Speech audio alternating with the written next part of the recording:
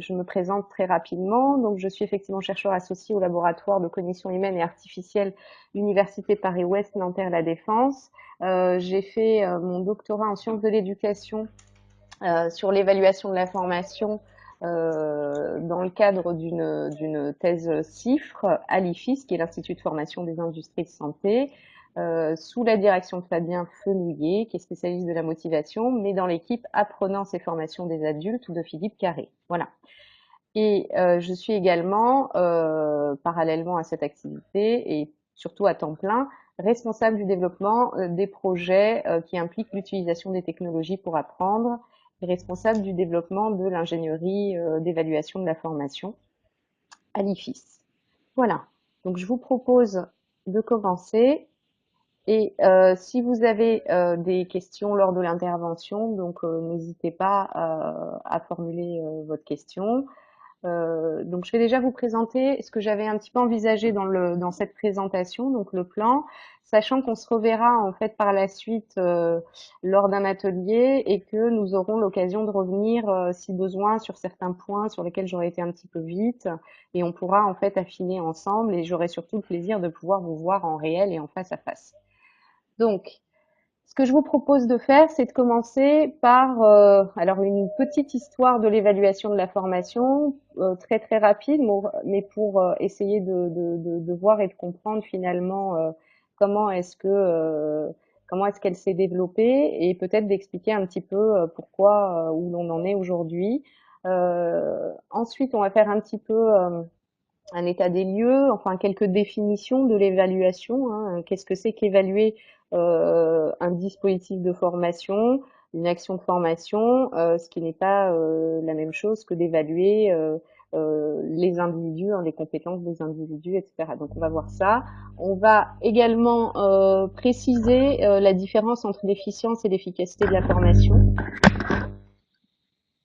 puisque l'évaluation de la formation finalement va questionner un petit peu ces deux notions.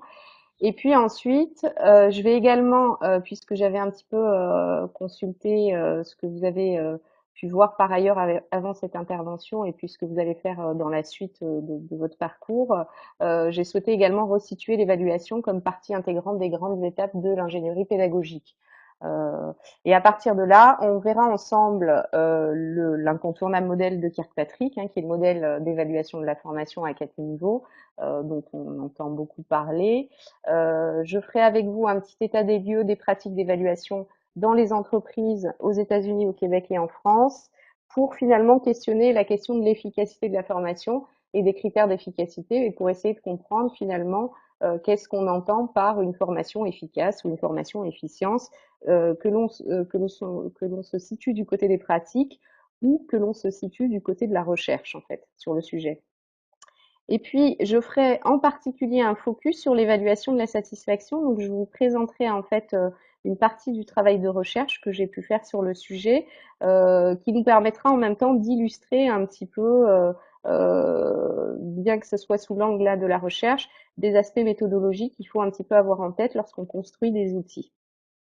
Et puis enfin, nous parlerons des niveaux d'analyse d'évaluation de la formation et j'essaierai de prendre un petit cas particulier sur la conception de dispositifs qui favorisent le transfert pour qu'on ait bien en tête que l'évaluation, en fait, elle se situe finalement au début de la formation, hein, avant la conception et pas à la fin.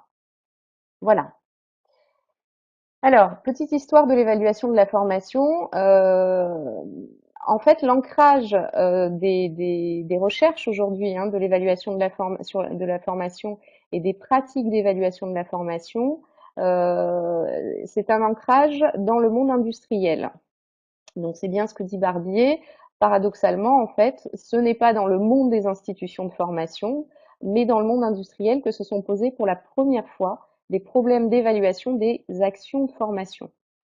Et alors pourquoi dans le monde industriel? Parce que finalement, ces premiers lieux d'exercice ont été des entreprises américaines qui étaient suffisamment importantes, autrement dit qui avaient les moyens financiers pour pouvoir avoir recours aux services spécialisés de psychologues ou de chercheurs. Donc ça, c'est important à noter. Ce qui veut dire qu'en fait, on va voir qu'au départ, les chercheurs qui se sont d'ailleurs intéressés à l'évaluation des dispositifs de formation étaient avant tout des psychologues. Et puis finalement les conséquences, très rapidement, hein, ces premières réponses méthodologiques, elles ont été développées pour répondre aux demandes des entreprises sur l'efficacité de la formation.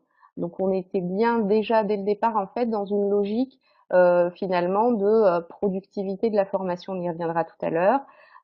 Il faut savoir qu'en fait ces réponses, elles ont été adaptées en Europe, hein, donc ça a été une importation de ces recherches et qui ont été adaptées en Europe.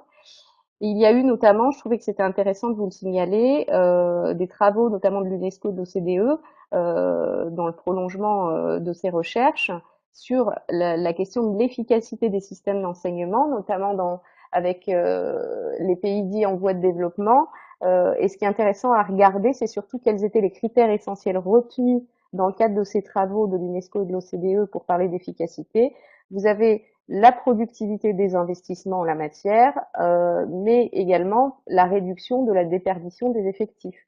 Donc là, c'est intéressant de voir que ce critère, finalement, qui est pertinent dans le cadre de ces recherches sur l'efficacité des systèmes d'enseignement, il l'est moins dans le cadre du développement des recherches sur l'évaluation de la formation dans les entreprises. Donc j'en ai bientôt fini avec cette histoire. Un petit mot quand même. Lorsqu'on s'intéresse donc aux conditions historiques d'apparition et de développement de l'évaluation en formation, on va avoir en fait deux histoires. On va avoir d'un côté l'histoire des pratiques d'évaluation des personnes en formation, donc des individus, et puis l'histoire des pratiques d'évaluation des actions de formation. Donc nous on va être plutôt de ce côté-là dans mon propos.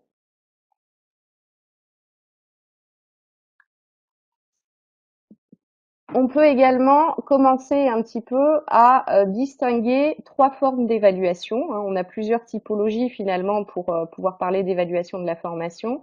Euh, on a notamment l'évaluation implicite qui ne se révèle qu'à travers ses effets. Et un exemple très très simple pour illustrer l'évaluation implicite, c'est l'auto-élimination par laquelle un certain nombre, par exemple, d'étudiants qui ne se présentent pas d'eux-mêmes à l'examen témoignent après coup de la formulation. D'accord? Donc là, dans ce cas de figure, l'étudiant qui ne se présente pas, en fait, a déjà produit un jugement de valeur et a déjà produit un jugement de valeur sur ses résultats et donc il ne se présente pas à l'examen. L'évaluation spontanée, donc c'est l'évaluation qui va être beaucoup plus explicite dans sa formulation, mais finalement qui ne va pas reposer sur une instrumentation spécifique. C'est ce qu'on va retrouver par exemple typiquement lorsque l'on sort d'une formation et qu'on va donner, lorsqu'on va discuter un petit peu et donner un petit peu son ressenti et dire que la formation était intéressante, elle nous a plu, elle va nous permettre de développer des choses ou alors tout le contraire. Mais on est bien dans le vif de la perception, dans la subjectivité, mais surtout, dans ce cadre-là, nous n'avons pas d'outils disponibles pour pouvoir véritablement, euh, comment dire, euh, préciser cette évaluation. Alors que dans le cadre de l'évaluation instituée, et nous serons donc dans ce cas de figure, elle sera explicite à la fois dans sa formulation, mais également dans l'instrumentation qu'elle met en place. D'accord? Donc en fait, ce bref petit tour historique, finalement, il a un petit peu pour objectif de dire que lorsque l'on parle de l'évaluation de la formation, l'ancrage initial des méthodologies qui ont été développées avait vraiment pour finalité de pouvoir répondre à des questions d'efficacité avec des enjeux industriels. On voit qu'ensuite, ce sont des pratiques qui se sont développées. Mais on va voir qu'en fait, le modèle de Kirkpatrick qu'on va regarder tout à l'heure, finalement, il répondait à ces préoccupations. Un deuxième point également à souligner, ce qu'on disait tout à l'heure, l'expression évaluation de la formation, finalement, elle est porteuse d'une première ambiguïté, puisqu'elle désigne à la fois l'évaluation des personnes. Quand je parle de l'évaluation des personnes, je vais parler de l'évaluation des compétences des individus, l'évaluation des apprentissages, etc., etc., qui sont des caractéristiques de l'individu, et l'évaluation des actions de formation. On va voir qu'en fait, il y a d'autres ambiguïtés sur le sujet. Alors, l'évaluation de la formation renvoie également à l'évaluation de l'efficience de la formation ou l'évaluation de l'efficacité de la formation. Mais bien souvent, lorsqu'on a cette expression, on ne précise pas finalement le sens qui est sous-tendu par l'expression. Donc l'évaluation de l'efficience de la formation, je vous propose ici en fait deux définitions. La première définition est finalement une définition assez classique de l'efficience et qui finalement va interroger le rapport entre les moyens déployés et les résultats qui sont obtenus. On le verra plus en détail tout à l'heure.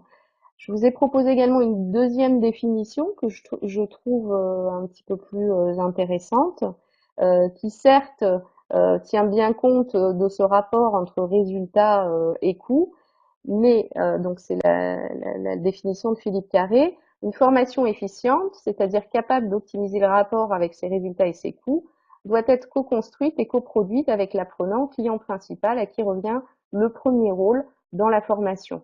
Donc, dans cette deuxième définition de l'efficience, on voit bien que finalement, l'une des conditions nécessaires pour pouvoir produire une formation efficiente, c'est bien de pouvoir co-construire avec le principal acteur visé par sa formation, c'est-à-dire l'apprenant. Hein, on verra que bien sûr, c'est pas toujours très simple, etc., etc., mais il faut quand même avoir un petit peu ça en tête, et on y reviendra un petit peu tout à l'heure. Alors, évaluer l'efficacité de la formation, on a un certain nombre de définitions sur le sujet, donc je vous en propose deux. L'idée étant d'avoir une définition très simple en tête qui me paraît très opérante. Donc évaluer l'efficacité de la formation revient à évaluer dans quelle mesure la formation a atteint ses objectifs. Et je pense que cette définition, finalement, elle a le mérite d'être simple, mais surtout de bien mettre en évidence que l'une des difficultés qui est liée à tout process d'évaluation d'un dispositif de formation, finalement, c'est surtout la précision des objectifs en fait du dispositif de formation en question. Et là aussi, on y reviendra tout à l'heure.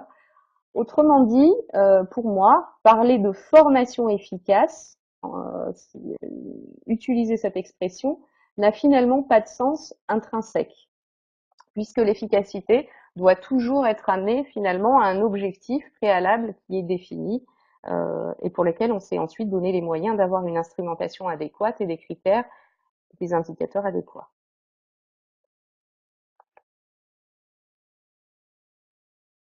Donc, ce que je vous proposais tout à l'heure là aussi, c'était de reprendre les grandes étapes de l'ingénierie pédagogique finalement qui vont structurer et guider le développement d'un dispositif de formation. Donc, je vous les ai rappelés ici brièvement. Donc, vous avez la première étape qui est l'étape de diagnostic, dans laquelle on va préciser les objectifs de formation. Et là, je l'ai mis en couleur, les modes d'évaluation. Donc, c'est déjà ici que l'on commence un petit peu à se poser des questions sur comment est-ce qu'on va évaluer son dispositif. Et donc, dès lors qu'on est dans la phase de diagnostic. Vous avez, donc, on va préciser également les ressources, le public et contraintes. Vous avez l'étape de design dans laquelle on va formaliser les objectifs d'apprentissage. Donc là, on va être beaucoup plus sur des objectifs à atteindre en termes d'apprentissage. Le choix du dispositif, les moyens pédagogiques. L'étape de développement, c'est l'identification et ou l'élaboration des outils et supports de formation. Et l'étape de conduite, c'est l'animation de l'action de formation en tant que telle, hein, et le suivi de cette action. Et puis ensuite, là, on va retrouver l'étape d'évaluation, dans laquelle on peut distinguer soit l'évaluation de l'efficience, c'est-à-dire la productivité, la régulation, tout ce qui va nous permettre d'être dans l'amélioration du dispositif. Et puis, vous avez aussi l'évaluation de l'efficacité, et donc que j'ai défini comme, de manière très simple au départ, comme l'atteinte des objectifs. Alors, ces 5 étapes vont structurer la manière dont on va concevoir un dispositif de formation et bien souvent, bien que l'idée est de bien distinguer ces étapes et puis de les mener une par une, et donc là, on sera beaucoup plus dans l'ingénierie séquentielle. Dans la réalité, et dès lors qu'on a des projets complexes, notamment qui vont faire intervenir l'utilisation de technologies, On est bien souvent dans de l'ingénierie concurrente dans laquelle vous allez avoir des allers-retours entre ces différentes étapes. Ceci dit, l'évaluation doit vraiment se situer en fait au départ et c'est ce qu'on va regarder justement dans ce qui va suivre. Alors, je ne sais pas si vous avez des questions pour l'instant ou si tout va bien, je continue.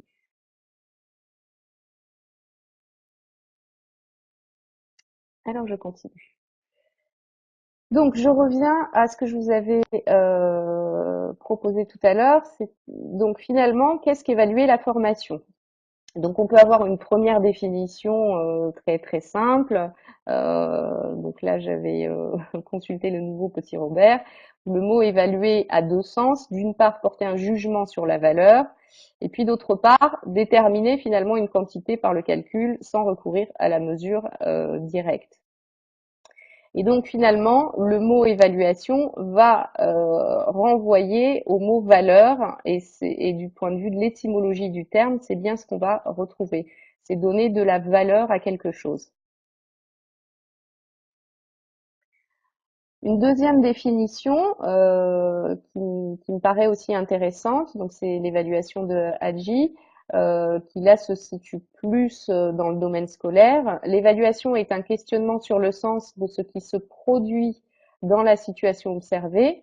L'évaluation est le moment et le moyen d'une communication sociale. Donc là, ça me paraît quelque chose de très intéressant dans cette définition et elle doit toujours fournir à l'élève des informations pour qu'il puisse saisir et qu'il lui soit utile. Donc là, on a la notion de rétroaction et de feedback pour l'élève, en l'occurrence pour l'apprenant. Alors, ici, je vous propose deux autres définitions qui vont, par rapport au point de départ, qui est l'évaluation des dispositifs de formation, constituer finalement des définitions qui sont quand même plutôt opérantes. La première définition, évaluer signifie recueillir un ensemble d'informations suffisamment pertinentes, valides et fiables. Donc, ce qui suppose, et on le verra derrière tout à l'heure, que l'on dispose d'une méthodologie qui nous permette effectivement de garantir la pertinence, la fiabilité, la validité des données que l'on a recueillies. Et d'examiner le degré d'adéquation entre cet ensemble d'informations et un ensemble de critères adéquats aux objectifs fixés au départ ou ajustés en cours de route. Mais surtout, pourquoi faire? Eh bien, en vue de prendre une décision. Donc là aussi, ça paraît être quelque chose de très important. On verra tout à l'heure un petit peu les freins ou les freins qui peuvent être liés à la mise en place de systèmes d'évaluation. Mais il est vrai que il faut bien se poser la question au départ. Ces informations-là, finalement, je vais les recueillir, mais qu'est-ce que je veux en faire par la suite? Et donc, de manière plus simple, évaluer signifie confronter un ensemble d'informations à un ensemble de critères en vue de prendre une décision. Vous avez également, donc je vous ai quand même proposé cette définition de Cardinet sur l'évaluation. Je la trouvais intéressante puisqu'en fait, ce qu'il dit, c'est que l'évaluation se situe dans un contexte politique au sens large. Une décision est à prendre plutôt que dans un cadre scientifique où un savoir est à valider. Donc, je pense qu'effectivement, c'est très important d'avoir bien en tête que le développement d'un système d'évaluation de dispositifs de formation est forcément ancré dans un contexte politique, institutionnel, et qu'il faut être en capacité finalement de bien prendre en compte. Et c'est vraiment ce qu'il précise ici. Et il s'agit donc de déterminer quelle décision est préférable au regard finalement de ce contexte, ce qui implique l'existence d'échelles d'utilité subjectives. Et donc la démarche évaluative ne se ramène donc pas à la démarche scientifique, bien qu'elle s'appuie sur elle. Euh, et c'est ce que je vais essayer d'illustrer avec la recherche que je vais vous présenter tout à l'heure.